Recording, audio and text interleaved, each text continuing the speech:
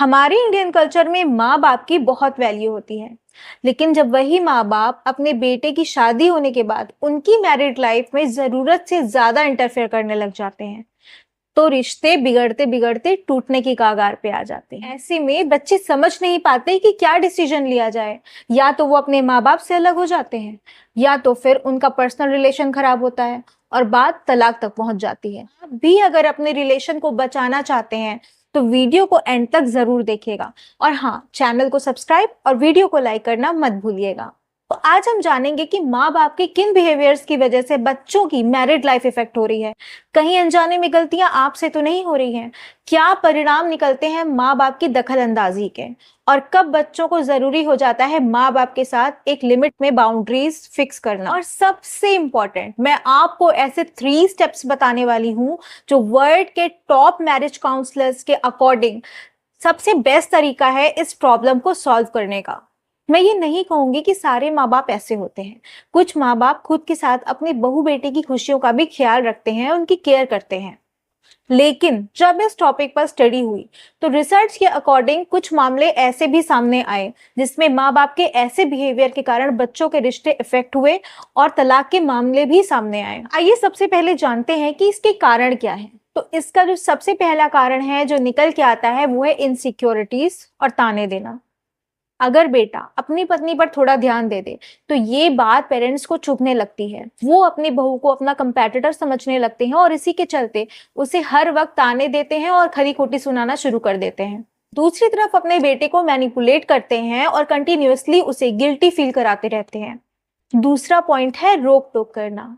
इसमें कोई डाउट नहीं है कि माँ बाप अपने बच्चों की हमेशा चिंता करते हैं, चाहे वो कितने भी बड़े क्यों ना हो जाएं। घर से बाहर निकलना और घर में वापस आ जाना, इसकी खबर ले लेना एक तरीके से सही है। लेकिन ये बात गलत तब हो जाती है कि जब बहू बेटे कहीं बाहर गए हों और वो बार बार कंटिन्यूअसली फोन करें, क्या करना है क्या नहीं करना है, उन्हें हर चीज की इंस्ट्रक्शन दें। और जब आप घर वापस आ जाओ तो उनके मुंह पे 12 बजे रहें और वो गुस्सा उनका कई दिनों तक बना रहे। कभी तो बेटे बहू की हर एक्टिविटी पे नजर रख के उन्हें रोका टोका भी जाता है कि यहाँ मत जाओ, वहां मत जाओ, ऐसे मत बोलो, ये काम मत करो, अपनी पसंद बदल डालो, अपनी आदतें बदल डालो। हर बात पर माइक्रो मैनेजमेंट किया जाता है। सफोकेशन इतनी बढ़ जाती है कि इन्हीं बंदिशों के चलते हस्बैंड वाइफ की मैरिड लाइफ में प्राइवेसी की कमी आ जाती है। उन्हें टेंशन हो जाती है जिसके कारण उनके बीच में झगड़े होने लगते हैं और बात तलाक तक पहुंच जाती है।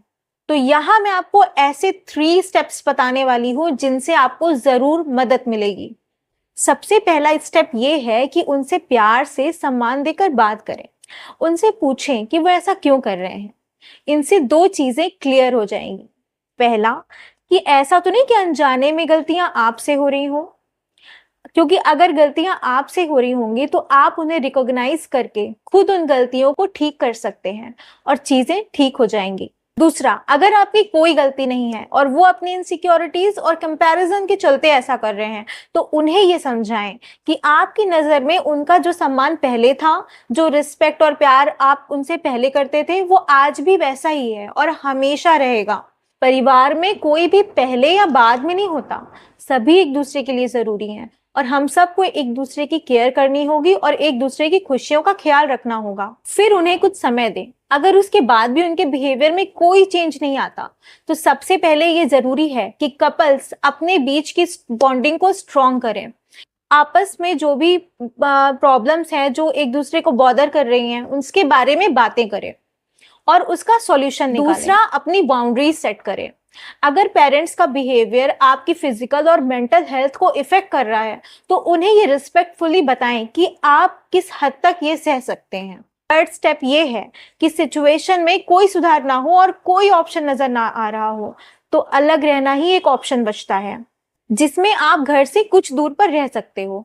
इससे आप समय समय पर जाकर उनकी केयर भी कर पाओगे और आपकी मेंटल और फिजिकल हेल्थ भी ठीक रहेगी। अगर मेरी वीडियो आपके लिए हेल्पफुल रही हो तो वीडियो को लाइक और शेयर जरूर करना।